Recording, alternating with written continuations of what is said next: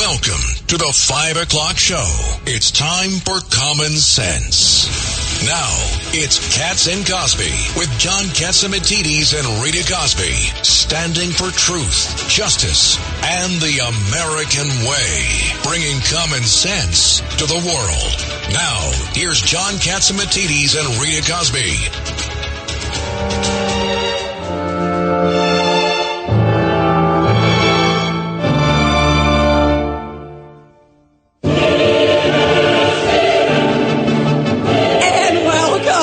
Katz and Cosby. Judge Weinberg, you got to explain why we're doing a little Mozart there. Mozart's Requiem. And what we saw last night with the 11:30 speech by Joe Biden was the final political burial of Joe Biden. The Democrats deliberately put him at the end when nobody would pay any attention to him or see it. He's with the reruns of the reruns of the reruns. And did you hear when he started at one point to say, you know, there were some people who were saying that I'm upset with the way that I was leaving, pushed out, right? He didn't say that, but he was about to, it almost looked like he was about to go there.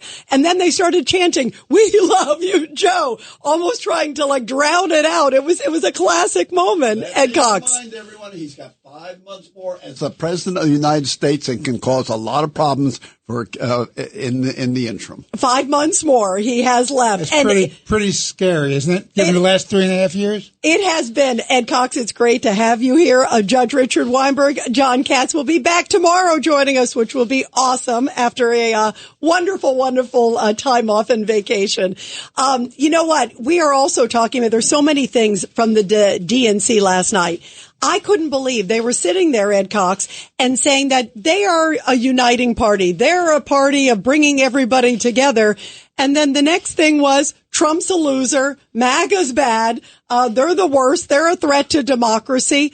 It's like Orwellian. It's like a movie almost. It's unbelievable. Maybe they should first consider bringing the Democratic Party together. Look at the protesters' house. They represent part of that Democratic Party. And there are 30 inside who would agree with the protesters outside. And in fact, Joe Biden said, Ed Cox, they have a point, because he said, listen to the protesters out there. They have a point. I want to also play, guys, too, because this is making a lot of news.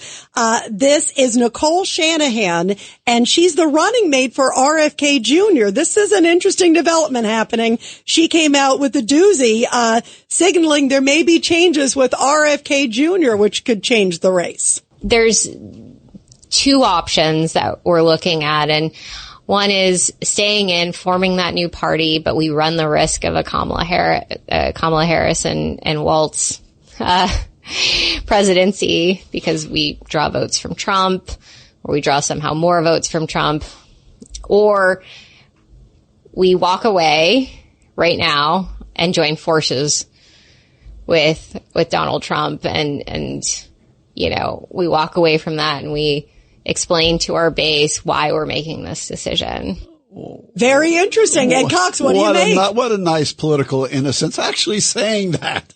Yeah, it's kind of refreshing. It's refreshing. I'm not sure how much RFK Jr. knows about exactly. that, but she's his right-hand person. You think it's an unauthorized statement? Is that what you're alluding to? I think it was a discussion between her and RFK Jr. We haven't heard from him today yet. We'll see. Well, she's supplying the money for it, so she can say what she wants to. She's the banker-in-chief of that race. And you know what's interesting? If you look at some of the races, guys, and when you look at the three of them involved, I'm talking about Kamala Harris, Trump, and RFK.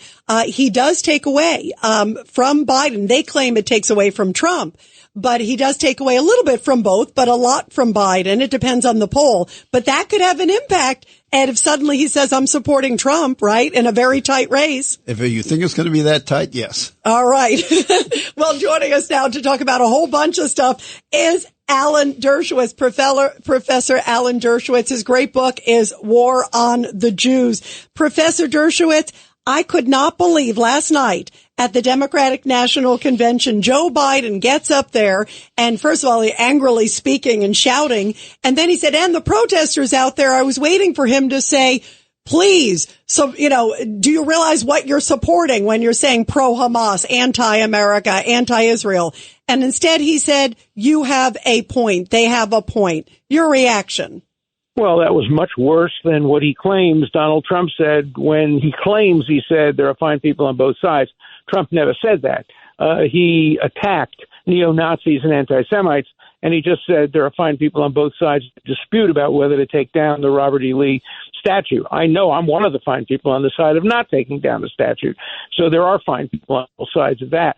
But here, to give legitimacy to these thugs, to these anti-Semitic people who are tearing down fences, and they tore down the fences before the speech, and they were saying Hamas is right, we are the resistance, to give them legitimacy, to put the imprimatur of the President of the United States on these thugs and what they're saying is an absolute disgrace, but not as bad as the DNC inviting AOC to speak. Now, AOC gave a good speech. But so would a member of the Ku Klux Klan give a good speech. She gave a good speech. She didn't talk about Israel except for 1 second. But to give her legitimacy is to give legitimacy to what she has said before, that Israel is a genocidal country, and what she's going to say now, that Israel should be denied their arms. And it was a disgrace to give this bigot, this anti-Semite, this ignoramus, this Jew hater, a platform at the Democratic National Convention. What they're basically saying is she's now the voice of the Democratic Party among young people. Well, if she's the voice of the Democratic Party, there ought to be mass resignations from the Democratic Party. I don't want to be associated with AOC or the Squad or anybody who reflects her point of view. And I think it was worse what went on inside the DNC last night than went on outside. By the way, the other speakers, almost all of them who were members of Congress, walked out on Netanyahu. And so it was totally one-sided. Was there a single real pro-Israel speaker? The closest you got to it was Jamie Raskin. He's a J Street, very critical person on Israel, certainly critical on the current Israeli government. So this is becoming very, very one-sidedly anti-Israel. And let's see what happens tonight when the anti-Israel president-in-chief, Obama, and his wife speak at the conference. Let's see what they say about Israel, if anything. Has anybody at the convention had the courage to say, by the way, Israel has accepted the ceasefire, now let's put pressure on Hamas to accept it? Not a single person said that. There would have been a perfect occasion for Biden to say it, but he didn't. You know, I also thought about Professor Alan Dershowitz. There was a moment there, and it was Hillary Clinton who made this comment that Kamala Harris won't coddle dictators. And all I could think about was the supreme leader of Iran and the way that this administration, the Kamala Harris-Biden administration, has coddled Iran. I thought, what are you talking about? Right. No, that's clearly true. Look, Hillary Clinton has a place in her heart for Israel, not as much as Bill Clinton, but she's been generally supportive, but she's no longer the face of the Democratic Party. AOC is the face of the Democratic Party. And that's why I'm no longer associated with the Democratic Party. I do not call myself a Democrat. I am an independent. I'm not a Republican, but I can't associate with the Squad. I can't associate with Kamala Harris is walking out and refusing to perform her constitutional duty. Everybody yesterday, including Clinton, talked about the constitutional duty of the president to see that the laws be faithfully executed. What about the constitutional duty of the vice president to preside over joint sessions of the Senate and the House? There's no exception for Jews. There's no exception. You can do it except if there's an Israeli speaker. She violated her constitutional oath. Yeah, absolutely. Ed So, Cox. Professor, this is a divided party, much like the Democratic Party was divided in '68. And the mobs were more violent then because the draft was involved. But how divided do you think, and how much will the party is? How much will it hurt the party come November 5th? Well, I think the tragedy is they're not that divided. I think a lot of people are supporting this anti-Israel approach in the party, particularly young people. I even have friends who are, Zionists and Jews, very supportive of Israel, doing everything to try to defend what the Democrats have done. They're so anxious to get rid of Trump that they'll do anything, even throw Israel under the bus. That's why I worry very much that the Democrats are not as split as I wish they were more split. I wish they were really split down the middle and people would say we can't be with the Democrats if you are with the Squad. But too many of them are prepared to get in bed with the squad. And that's a tragedy. And that hurts America. It hurts world peace. It hurts Israel. It hurts the people of Gaza. But when you come down to the Democrat Party voters, the majority are going to be pro-Israel, are they not? Yes. And so, majority of voters all over the country. Yeah. But Israel is like 11th on their issue list. They're going to vote on abortion. They're not going to vote on Israel. So if you get somebody who's pro-Israel but also pro-choice, they're going to vote Democrat. So you can be pro-Israel and still vote for Democrats because of the other issues that are at stake. Judge Weinberg. But Alan, what we have here is we have a situation where Israel is really the first step in this attempt for worldwide domination of fundamental Islamicism. That's what the problem is. It's a war of civilizations, as Bernard Lewis talked about it. We have a problem here. They knock out Israel. They're taking over with the Islamization of Europe, and America is next. So you can talk all you want about abortion rights and gay rights and transgender rights. They'll be chopping their heads off and throwing off the heads of the tops of roofs. They don't understand what's at stake. So it's very nice to talk about abortion. That's not the issue. The issue is the survival of this country and of Western civilization. Why don't they understand that, Alan? And they should understand something else. Abortion is going to win no matter who they vote for, no matter who. Even Trump now has moved on abortion. He's only opposed to late-term abortion. He's opposed to a federal statute. Abortion is going to win, just like gay rights is going to win. So the issues that some people continue to vote Democrat on are issues that we're going to win on. It's Israel, and what you say is the Islamic terrorists who are trying to take over the world. That's the future. And the young people are in favor of that. These people who are carrying signs about the resistance. Resistance is just a euphemism for Hamas. That's their second name, Hamas, the resistance. And that's what we saw outside of the convention center. But I'm still much more worried about what we saw inside the convention center. And I'm very worried about what we're going to see tonight. And I'm worried what we're going to see Thursday night. You know, Professor Dershowitz, you brought up outside. This was chilling to me. There was an interview with some protesters, and they were asked, don't you realize, what you're protesting? They were waving the Hamas flag. And they were asked, what do you think of October 7th? Oh, I support October 7th with a straight face. And the reporter said, to their credit, well, what happened on October 7th? 1,200 Israelis were slaughtered, women and kids. Oh, yeah, I don't have a problem with, that's okay. I support October 7th. That's stunning. They're in America saying this. No, there was this one guy who said, what's wrong with October 7th? Nothing wrong with October 7th. And I think that's why Biden was so wrong. They do not have a point. They do not have a point. They are bigots. Many of them are anti-Semites. They hate America. They're seeking to destroy Western civilization. They don't have a point. And the President of the United States shouldn't give them legitimacy and his imprimatur by saying, listen to them, they have a point. What he should have said is they have a constitutional right to say what they say, and we have a constitutional right to tell them they're dead wrong. And he should have exercised his constitutional right to say they do not have a point.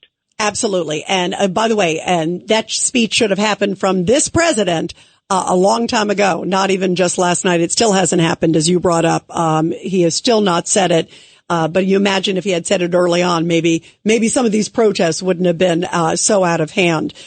Professor Dershowitz, thank you very much. Keep fighting the good fight. We're with you. I will. Thank you. I'm with you. Good. Thank you so much. And joining us now here on Katz and Cosby is Congressman Mike Lawler of the great state of New York. Mike, first of all, your reaction to everything that we're seeing at the DNC and all these crazy protests like we've been talking about outside. Well, thanks for having me, Rita. Obviously within the Democratic Party, there has been a large and growing, frankly, pro-Hamas wing of the party. Protesting not only Israel, but America. Just a few weeks ago, taking down the American flag and burning it, and raising the Palestinian flag and spray painting Hamas on monuments in Washington, D.C. And obviously, this part of the Democratic Party is in Chicago protesting Jewish events, protesting outside the convention hall, protesting inside the convention hall last night while the president was speaking. And I think it just speaks volumes to the challenges within the Democratic Party. This is why Democrats were so concerned about Michigan and Minnesota, and obviously the large base of Muslim voters in Dearborn and in Minneapolis, and trying to appease those folks, and especially when you look at Chuck Schumer, the Senate Majority Leader, highest-ranking Jewish official in America, writing a book, quote unquote, about combating anti-Semitism, while at the same time refusing to bring my bill, the Anti-Semitism Awareness Act, to the floor for a vote, despite it passing overwhelmingly in the House, 320 to 91, and having over 70 senators in support of it in the Senate, refusing to bring it up. Why? Because he's concerned about dividing the Democratic Senate conference, knowing full well people like Bernie Sanders will vote against it, knowing full well that, folks like Elizabeth Warren will vote against it. And Mike, tell everybody again, Congressman, what that bill would have said, because that's amazing. Tell everybody what it seems like that would be logical to pass. The bill's very straightforward. It codifies President Trump's executive order into law, requiring the Department of Education to use the IRA working definition of anti-Semitism and all of its contemporary examples for Title VI discrimination enforcement cases of the 1964 Civil Rights Act. And it basically forces the Department of Education to hold these universities and colleges accountable for Title VI violations, and specifically anti-Semitism. And obviously, we're just a few weeks away from school starting again. I believe Columbia University, for instance, classes start on September 3rd. And Chuck Schumer has refused to bring this bill to the floor for a vote, despite knowing full well that this is critical. If we're going to combat anti-Semitism on these college campuses, this is important. And you see, obviously, the anti-Semitism that has permeated the Democratic Party in Chicago right now on full display. Yeah, that is stunning. Judge Weinberg, Mark, Congressman Lawler. It's good to talk to you again. Listen, let me talk to you about Columbia.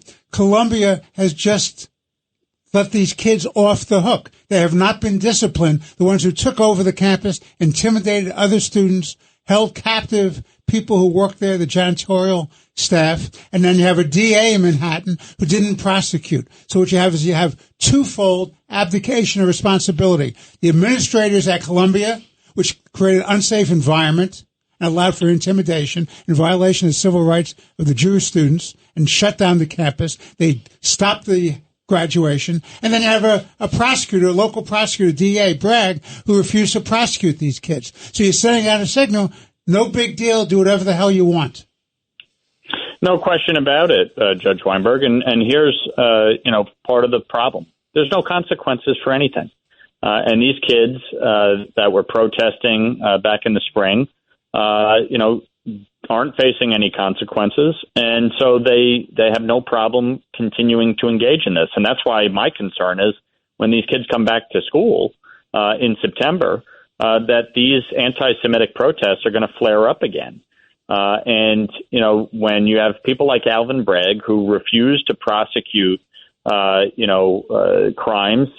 refuse to hold people accountable, violent offenders accountable, people engaged in hate crimes accountable, you're going to see more of this. And I think that's what we've certainly seen in major cities across the country. And on the part of the Democratic Party, folks who support the defund the police movement, like my opponent, Mondaire Jones, and you see Kamala Harris supported the defund the police movement. I think what's fascinating about their convention, frankly, I watched most of the speeches last night, including Governor Hochul, who was an absolute embarrassment and couldn't even string together two sentences. You look at their speeches and what they're talking about. Obviously, everything for them is Trump and abortion. But they say nothing about how they're going to deal with the affordability crisis. They say nothing on how they're going to actually secure the border. They say nothing on how they're going to combat the malign influence of China, Russia, Iran, and the unholy alliance that those three countries have engaged in. And so I think when you look at the challenges facing this country, and you listen to the speeches at the Democratic convention, they're not focused on how to address the real challenges. They're not focused on how to, tackle public safety and hold people accountable for their conduct. Congressman Lawler, we just have literally about 30 seconds left. Also, the road to majority, it seems to me, looking at everything in the House, it goes through New York, right? New York and California. Explain how important New York is. No question. Look, over the last two cycles in New York and California, Republicans have flipped 10 seats, including mine. And these are the seats that determine control of the House in 2022. And they're the seats that are going to determine control of the House in 2024. And so, for folks who want to support me and make sure we hold on to the House, you can text Lawler to 85007. That's Lawler to 85007, or visit LawlerForCongress.com. My race is going to be one of the most expensive in the country, upwards of $40 million. The Democrats are already spending over $1 million on New York City broadcast, lying about my record on the issue of abortion. I've been very clear. I will never support a federal ban on abortion. I do believe in exceptions for rape, incest, and the life and health of the mother. I do support IVF protections. So despite all the lies that you continue to hear from Democrats trying to scare people and try to flip these seats, I'm going to continue to talk about the issues that matter. My opponent was the third most progressive member of Congress in his brief one term in Congress before he fled the Hudson Valley and ran in New York City and lost. Yep. He supported defund the police. He supported open borders. He supported Medicare for all. He supported the disastrous cashless bail law and congestion pricing. And we're going to hold him accountable for it. And I think voters will hold him accountable in November when he loses again. And the only question left will be what district he runs in 2026. Sounds like a candidate Kamala Harris would love. Yeah, exactly. She would love him.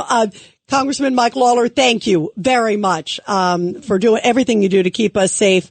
And you got to come back on again soon. We always love having you on. Thank you. Thanks for having me. Thank Take care, you everyone. so much, Congressman Mike Lawler. And everybody, after the break here on Katz and Cosby, Steve Moore. If you like Bidenomics, it's turbocharged under Kamala Harris. You'll feel it when you go to the grocery store. A common sense recap of the day's biggest stories. It's John Catsimatidis and Rita Cosby. Katz and Cosby on 77 WABC. And we are back here on Katz and Cosby. This is Rita Cosby. John Katz is back tomorrow. We continue with Judge Richard Weinberg, a common sense Democrat, and also Ed Cox, who is head of the New York State GOP. Let's go to Steve Moore, of course, the host of More Money on WABC Radio, a great economist. Steve, we're hearing from the Kamala Harris team that when she gets in on day one, she's going to work on the inflation. And you keep going, she's been there the last 3.5 years. And it was such a stark contrast today. You could even hear from J.D. Vance and President Trump talking about, look, we say drill, baby, drill. They want to kill fossil fuels. It seems like two totally different worlds. Sure does. By the way, I want to give you guys a little report. I was in Chicago yesterday for some business. I wasn't there for the Democratic National Committee, but I was in downtown Chicago by the Miracle Mile that everybody knows about. And I got to tell you, there must have been, I'm not exaggerating, there must have been 20,000 police out there. It was the most amazing lockdown I've ever seen. There were 12 squad cars at every street corner. These guys really, they created a kind of Potemkin village for 5 days. I guarantee you, as soon as the Democrats leave and the cameras leave, it'll be back to the crime capital of the world. But they're not going to allow these protesters to disrupt their show out there. But you know what's interesting, Steve? They don't mind a wall, and they don't mind lots of police. when it's protecting them. What about putting that on the border? Come on. Yeah, I know. That's right. We could use those people at the border, couldn't we? Anyway, listen, this is really going to come down to, do you want a president who's pro-business, or do you want a president who's anti-business? And do you want a president who's going to, support American businesses and jobs, or someone who's going to be willing to, send them overseas? And look, Trump is a pro-business guy because he was a businessman. You have Kamala Harris, you've got Tim Walz, you've got most of the Democratic leaders, and including Joe Biden, who know nothing about business, know nothing about making a profit, know nothing about how to meet a payroll, and they're going to take over the economy. And you put it very well, Rita, when you said, wait a minute, we've had a 21% increase in prices, and for a lot of things more like 25 and 30% over the last 3.5 years. And what kind of a moron would say, oh, you know what we're going to do? We're going to put Kamala Harris in because she's going to solve the problem. She, in fact, there's a good piece by my friend Casey Mulligan at the University of Chicago who found that just the two bills that she was the tie-breaking vote on, the infrastructure bill and the Build Back Better bill, those bills alone added 6 or 7 percentage points to the inflation rate. So it's like hiring the arsonist to put out the fire. Yeah, you can't make it up. And look, she also, is on a procedural thing that was important. She cast the key vote with respect to the American Recovery Act. That's $1.9 trillion right at the wrong time as the economy was taking off, and also for the IRA. So come on. Yeah, she was the tie-breaking vote. You're exactly right. She was the tie-breaking vote for both of those. There's a really good piece in the Wall Street Journal that is posted tonight and will be in the papers tomorrow on exactly that she owns the inflation. It's so interesting to me how, she's, on the one hand, she's trying to distance herself from Biden. On the other hand, she's like wrapping arms around and embracing Bidenomics. Well, Bidenomics has been a failure. Most workers are poorer today than before Biden came into office with this crazy $6 trillion spending spree. Yeah, absolutely. Well, thank you for separating fact from fiction, Steve Moore. We love having you here. We love it, Steve Moore. You're going to listen to More Money at 1 o'clock on Saturday afternoon on WABC. We definitely will tune in. It is awesome. I love the show. Thank you so much. We all do. Steve, thank you for joining us. Have a great night. Thank you. You too. And now to our Goya headlines, everybody. It's the top news of the day, sponsored by Goya. Here's Rita Cosby. Former President Trump is counter-programming the Democratic National Convention with a visit to Michigan today. He spoke in Howell, which is northwest of Detroit. It marks his first visit to the key battleground state since Vice President Kamala Harris rose to the top of the Democratic ticket after Biden dropped out or was forced out of the race. Disgraced U.S. Senator Bob Menendez just had his last day on the job, but he's not going down without a fight. The career politician is asking the judge who oversaw his 2-month federal corruption trial to throw out the guilty verdict against him and the 2 other businessmen. And finally, Boeing is halting test flights of its 777X after finding damage to a component on one of the wide-body aircraft. The company said damage was discovered during scheduled maintenance. And those are the Goya big headlines of the day, everybody. You're commuting home with Katz and Cosby. Now, here's John Katzimatidis and Rita Cosby on 77 WABC. Well, there are some big developments in terms of the case in New York against President Trump. Alvin Bragg filing information saying maybe he would be okay with the sentencing being delayed. So maybe this might not happen right before Election Day. That could be really big. Joining us now to talk about all of this here on Katz and Cosby is John Yoo, the great legal expert, and of course serves as professor of law at University of California, Berkeley. Professor Yoo, your reaction to the fact that Alvin Bragg, in this filing, he sort of left the door open. Trump's supposed to be sentenced September 19th. Judge Marchand seems political, but interesting. Judge Weinberg, you have a theory that it's kind of with all of this. John, welcome back to the show. My theory is very simple, that if Judge Merchan was an honest broker and was trying to do the right thing, he'd throw the entire case out, given the Supreme Court decision, because they misused evidence against Trump having to do with his official acts. So, John, I think this is the cover for Merchan to get rid of the case. The question is, will he get rid of it, or will he just delay the sentencing now that Bragg is giving him the opportunity? Or could he just discount it, too, and say he's still moving forward? Your thoughts, John? I agree with you, Your Honor. I think that any normal, respectable judge would take the hint. It's not just a hint, almost an order from the Supreme Court to declare mistrial because they used evidence which was unconstitutional, according to this court, or using evidence from Trump's time as president to convict him of something allegedly that he did when he wasn't president.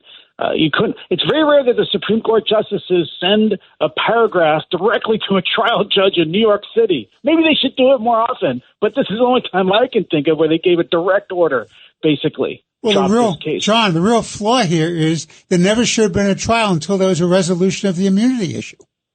Yeah, exactly. And that's why I don't think Judge Merchan will delay the sentencing. He had so many opportunities to slow the case down, take his time. As you know, as we've discussed on the show, there were so many complicated issues about immunity, about whether federal law could be involved, about Stormy Daniels' testimony. We could go on. And instead, if anything, Judge Merchan accelerated everything because he wanted it done, I think, before the election.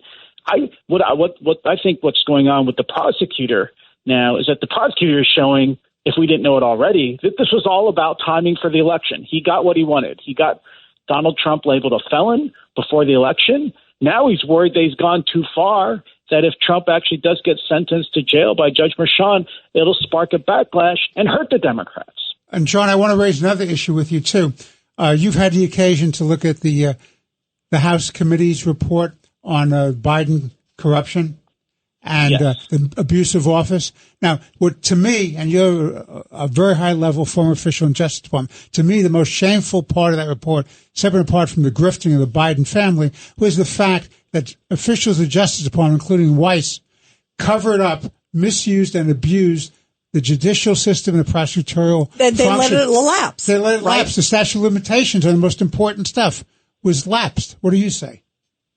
If that is true, that would be, I think, one of the worst things you've heard about the Justice Department in quite some time. And we've heard a lot of terrible things about the Justice Department these last 10 years. You think about it this way. Richard Nixon was going to be impeached for obstructing justice by trying to get DOJ's investigations into the Watergate burglars slowed down, interfered with, and dropped. Is the allegation made in the impeachment report all that different? According to the impeachment report, President Biden, although they don't have any testimony from President Biden, that's something that's still, that's an investigation. You still need to have more done here. But according to them, President Biden has people at the Justice Department who dragged their heels so much on investigating these claims of corruption while Biden's president that they can't be brought anymore. That could be obstruction.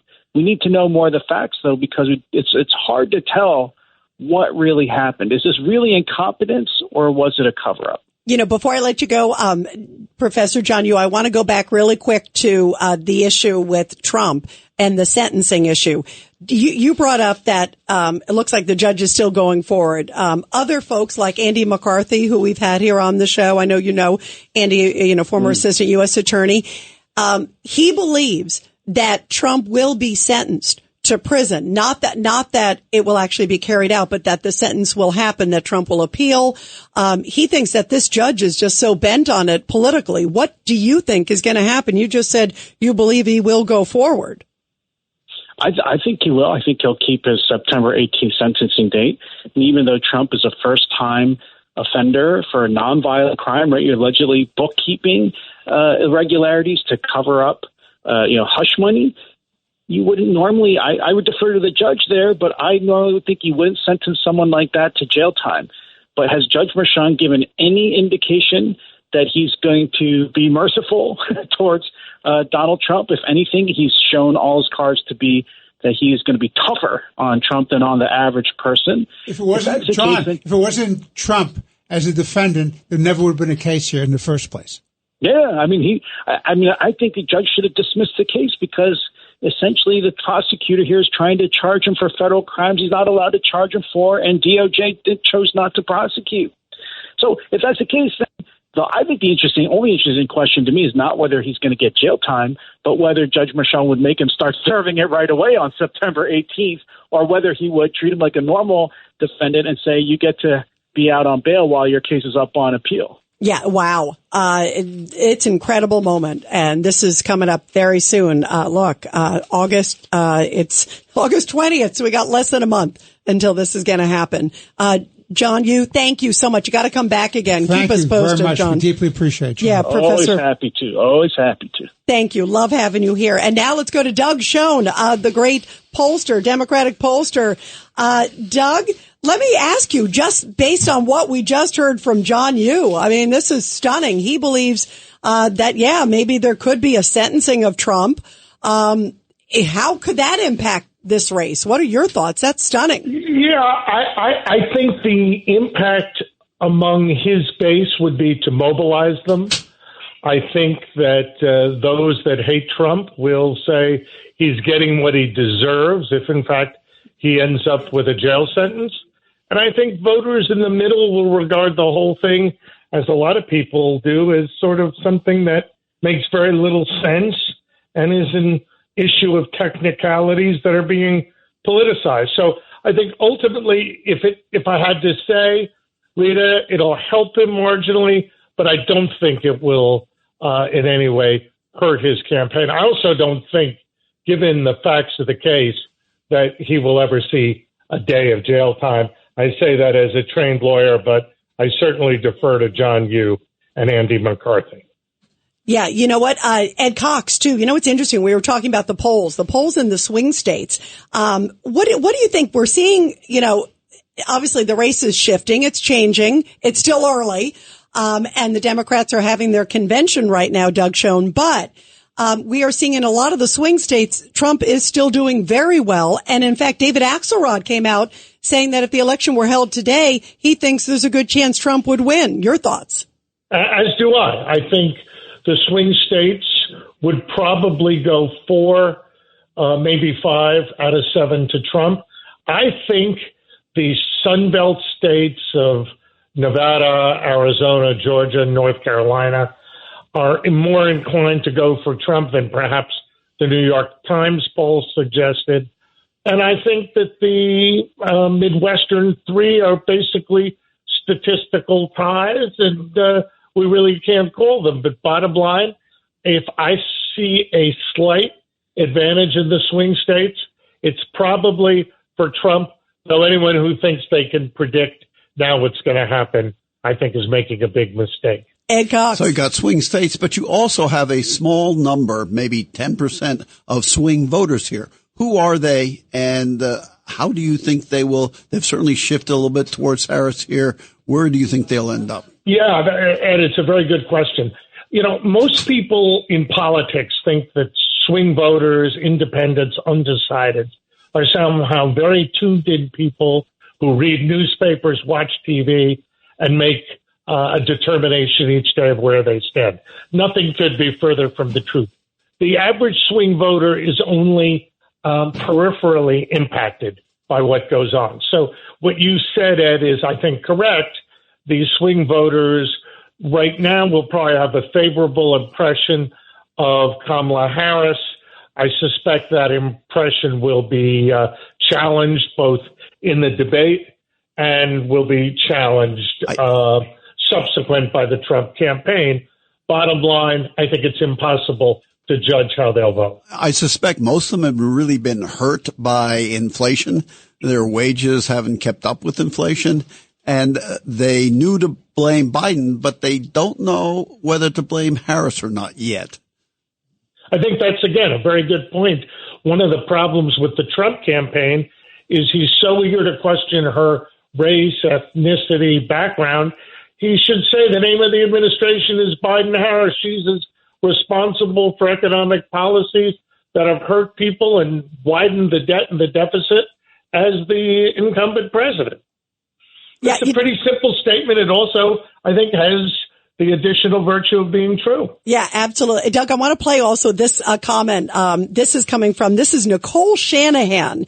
Yep. And she, of course, is the running mate of RFK Jr. It's making everyone's talking about this today. She just made this statement a little bit ago. I'll get you to react how you think this could impact the race. Here she is. There's two options that we're looking at, and one is staying in, forming that new party, but we run the risk of a Kamala Harris and Waltz presidency because we draw votes from Trump, or we draw somehow more votes from Trump, or we walk away right now and join forces with Donald Trump and you know, we walk away from that and we explain to our base why we're making this decision. Interesting. Now, I mean, she's the fundraiser, the big donor there for RFK Jr. and his running mate. If they were to sort of team up with Trump, how does that obviously help Trump? Yeah, it does. It sounded to me, I'm no mind reader, Rita, but it sounds to me like the decision is all but made. Yeah, I thought so too, based on the way she's talking. Right. And if Trump is just civil/congenial with them, I think it'll become a done deal. And again, to Ed Cox's point, his voters, RFK Jr.'s voters, are not particularly high information voters, but they're voters who are against the system, against Biden, and want change. And if Kennedy says, I'm a lot closer in politics and policy to the former president than the current vice president, I think it can only help Trump. And if he handles it right, it could help him worth maybe 1 or 2 points nationally and a similar amount in a couple of the swing states. And obviously in a close race, that can make all the difference, right? Precisely. Yeah, that's really interesting. Doug Schoen, thank you. Love having you here, Doug. Thank you so much. And everybody, let's go to a break. We got big news with Bill O'Reilly coming up after the break here on Katz and Cosby. It's a common sense recap of the big stories. It's Katz and Cosby on 77 WABC. And we are back here on Katz and Cosby. Joining us now is the mega nonfiction best-selling author and, of course, host of Common Sense with Bill O'Reilly every weeknight here on WABC Radio, 9 to 10 p.m. Eastern Time. The one and only Bill O'Reilly. Bill, what are you making of the Democratic National Convention? I'm just seeing, by the way, a story about a gender-neutral prayer room. They also had a gender-neutral bathroom, and then a men's room, but not a ladies' room. And then everyone's talking, of course, about the van outside. That's like a mobile van for abortions and vasectomies. I mean, it seems just bizarre. Yeah, I think bizarre would be the right word. It's too confusing for me. That's why I didn't go to the convention. I mean, if I have to use the head, I can't be having 30 minutes trying to figure it out. You know what I mean? You just have to kind of go with the flow or whatever. I got a kick out of Joe Biden's speech last night. I wrote a message of the day that said it was kind of like Alice in Wonderland. Do you remember Alice in Wonderland, Rita? Yeah, sure. Absolutely. Okay. The Lewis, it was written in 1865, I believe. And it was about a young girl who falls through a rabbit hole into a totally crazy world, and a world where she has no idea what's going to happen next.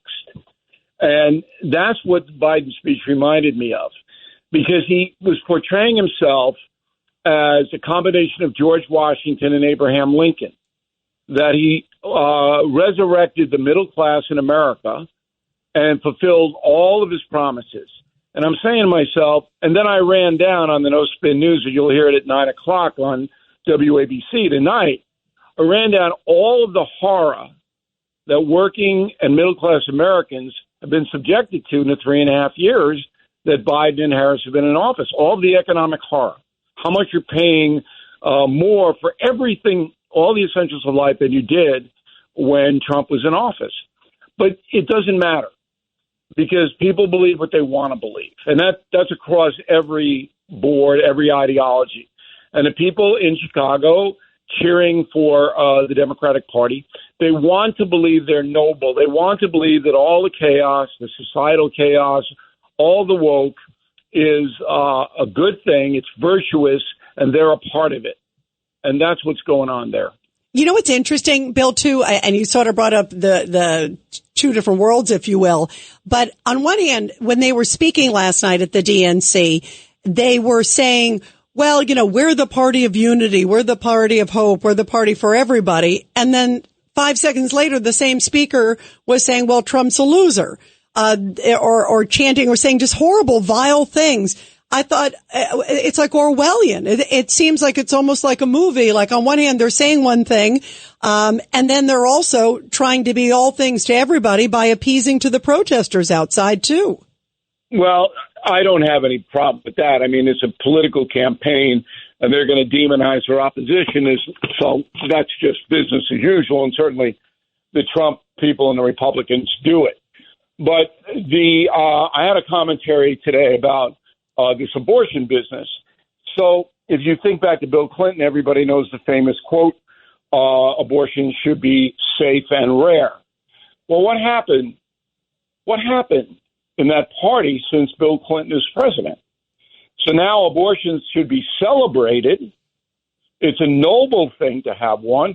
We'll sign you up free outside of our convention, and no limits at all. None. Right up until birth. So what happened there? And I said, look, if you're a Christian and you're voting for the Democrats this time around, how do you reconcile that? How? Yeah, and, I agree. You know, I get blank looks when I ask the question, because there really isn't any reconciliation at all. None. Yeah, absolutely. Ed Cox. So the question is, does the Democratic Party still represent the forgotten man of FDR, the working men and women of America? Or is that really now Donald Trump has brought them over to the Republican Party? It's hard to generalize, but I think the Democratic Party represents selected groups, equity. So they put together a coalition of the willing, as Bush the Elder once said, a coalition of the willing. And that includes many minorities, women, people who feel aggrieved, but not a economic, they're not looking out the Democratic Party for the workers anymore. You have to be a certain color or gender to have that party mobilize on your behalf. And that's quite clear, and they don't deny it. Equity is everything. Equity, diversity, inclusion. And when you get to that point, then, what about the people who aren't in your favored groups? What happens to them? And it's a big FU for them, right? I think so. You know, it's an interesting point. By the way, Bill, how much do you think the debates are going to really matter now? Because obviously, you look at the polls; they're sort of all over the place. I believe it's pivotal, especially if it just turns out to be that one debate. It may end up being two on the presidential side, one on the VP side. So far, they've only committed to the one. But what do you think Trump needs to do at that debate to make people aware of sort of the stark contrast between the two? Well, Trump's behind now, not by much, but the consensus of both the internal and external polling is that he's running behind. That's an emotion-filled sentiment. Harris's support is not deep. You're seeing the people in Chicago, they're the zealots. But across the country, you can turn it around if you challenge her on policy, because she's failed on policy. The Biden-Harris administration has failed, and Harris didn't do anything in the Senate either. But I don't know if Trump has the discipline to do that. But if he does it, he'll win. He'll win the election. And if he does do it in the first debate, Rita, there's not going to be a second debate. If Trump wins handily, that'll be it. And you know, we don't know how Kamala Harris will respond to anything. because she won't do any interviews, which is, pretty unusual historically speaking. The woman is just protected and will not speak to anyone. So that is really, to me, I'm going, there's something wrong here if you can't put her out to even friendly venues. How much is also educating, just like you said, on the issues, Bill, because there were some new polls that came out of late, which showed that a lot of people were not aware of her, philosophy on the Green New Deal, not even aware of some of her economic policies. How important is it? And many of them were Democratic voters who were not educated. They're just, assuming X and maybe looking at one media outlet and not seeing it on another, not aware if they're living in sort of their own little world, if you will. Well, it's becoming an increasing problem for this country is that you have, I can't put a number on it, but I would say a substantial minority of people who don't care about their country. And they don't pay attention to anything. And they hate Trump. See, the primary motivator right now in this election is the hate Trump vote. That's overwhelmed everything else. It's not that these people are going, oh, Kamala Harris is the greatest statesperson ever. It's going to solve all our problems. You have to be a loon to say that. The vote is we don't like Trump. And that's where we are. Yeah, wow. Ed Cox, your thoughts? Yeah. How do you think Kamala Harris will hold up in a debate? I mean, she could even get the word right in her economic speech. With respect, engaging. Yeah, right. Exactly. Right. Yeah. Heavily scripted, just like Biden was, but Biden couldn't remember what they told him to say. And that's why he got waxed. She'll be able to remember. So if the debate format is the same, and I suspect it will be, she'll have her 90 seconds to just spout what her handlers are telling her to say. Now, Trump, he's the guy that can say, all right, she said this. Can you ask her about that? And then the two ABC guys will look at her. That's the way to do it. Can you ask her when she said this, what that means? Whatever.